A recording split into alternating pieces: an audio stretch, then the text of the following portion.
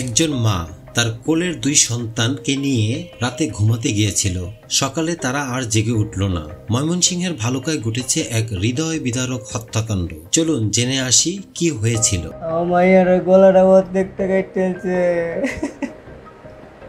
আমার সেম বইবের গলাটা প্রত্যেকটা কেটেছে, সব দেয়া আল্লাহ গো।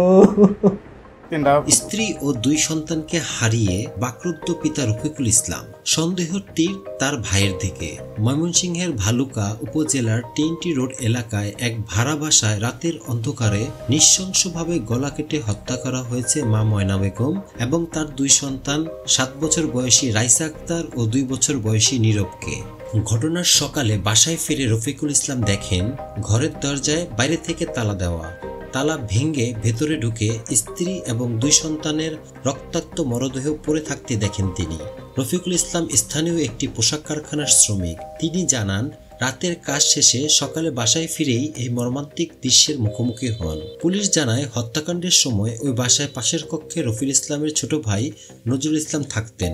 ঘটনার পর থেকে তিনি নিখোঁজ। তার কক্ষ থেকে উদ্ধার করা হয়েছে একটি ধারালো দা। পুলিশের ধারণা নজরুলই এই হত্যাকাণ্ডের সাথে জড়িত থাকতে পারেন।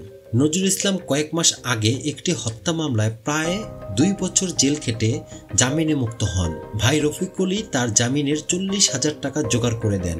জামিনের পর নজরুল অটোরিকশা চালিয়ে সামান্য আয়ে জীবন চালাতেন। ঘটনার দিন সকালে নজরুল তার মোবাইল ফোন বিক্রি করে পালিয়ে যান। পরে পুলিশ সেই ফোন উদ্ধার করেছে। রফিকুল ইসলাম বলেন, ভাইকে বাঁচাতে ঋণ করলাম, সংসার চালাতে কষ্ট হলেও তাকে আগলে রাখার চেষ্টা করলাম, অথচ সেই ভাই আমার সাজানো সংসার ধ্বংস করে দিল। স্থানীয় প্রতিবেশী ও নিহতের আত্মীয়রা এই ঘটনায় শোকাহত। নিহত ময়নার বড় বোন নাজমা আক্তার বলেন, আমার বোন, বাগ্নি আর ভাগ্নে সবাইরে মাইরা ফেলেছে, আমরা ফাঁসি চাই। পুলিশ জানিয়েছে পারিবারিক কলহের জেরে হত্যাকাণ্ড ঘটতে পারে। নজরুল ইসলামকে গ্রেফতারের চেষ্টা চলছে এবং আইনানুগ ব্যবস্থা নেওয়া হচ্ছে। এই নির্মম হত্যাকাণ্ড শুধু একজন পিতার সাজানো সংসারকেই ধ্বংস করেনি, আমাদের সমাজকেও একটা প্রশ্নের মুখে দাঁড় করিয়ে দিয়েছে। ভাই যদি বিশ্বাসঘাতক হয় তবে নিরাপদ কে? আমরা আশা করি আইনশৃঙ্খলা বাহিনী দ্রুত অপরাধীকে গ্রেফতার করবে এবং এই 3টি নিরীহ প্রাণের ন্যায় বিচার নিশ্চিত করবে। আপনি যদি এমন ঘটনার পেছনে সত্য জানতে চান, মানবিক দৃষ্টিকোণ থেকে বিশ্লেষণ দেখতে চান, তাহলে এই চ্যানেলটি আপনার জন্য। এই রকম ট্রেন্ডিং নিউজ পেতে আমাদের চ্যানেলটিকে সাবস্ক্রাইব করুন।